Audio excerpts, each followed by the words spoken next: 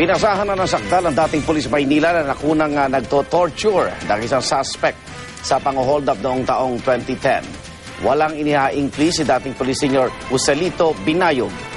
Tiyak naman ang magkaanak ng tinorture na hold-up suspect na hindi sila magpapa-areglo. Saksi si Ian Cruz. Sa videong ito na unang lumabas noong August 2010, makikita ang hold-up suspect na si Darius Evangelista na hubad na nakahiga sa sahig. Ang lalaki sa kanyang harapan, si dating Senior Inspector Joselito Binayog na nakunang pinag-aampas ang suspect sabay hila ng taling nakapulupot sa ari nito. Wala noon, hindi na nakita si Evangelista.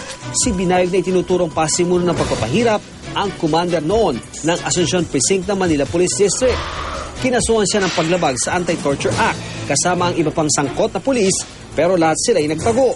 Nitong Lunes, inaresto si Binayog ng mga tauhan ng PNP Intelligence Group habang sinasamang mag-ayos ng lisensya ang isang kaibigan sa LTO Tayuman sa Maynila.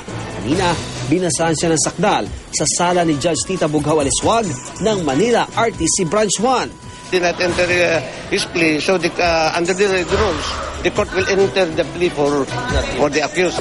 Dumating din sa arraignment ang asawa, anak at ama ni Evangelista. Hindi raw sila magpapaareglo.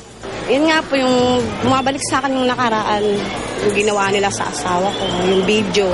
Yung asawa mo, nakita na ba siya? Hindi pa po. Pero ang paniwala nyo? Patay na talaga siya. Tingin ko hindi na po mahahanap yun kasi sinunog po nila yun. Tumanggi magsalita kaugnay nito si Binayog. Anong masasabi mo dito sa No comment na lang. No comment na lang. No comment as of now.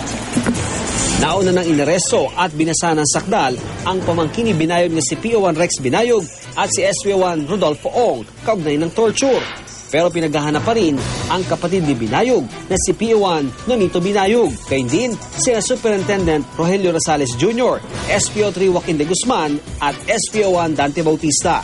Sa June 19 tinakda ang pre-trial ng kaso ni Binayog na ngayon nakadetine sa Manila City Jail. Ako si Ian Cruz ang inyong saksi.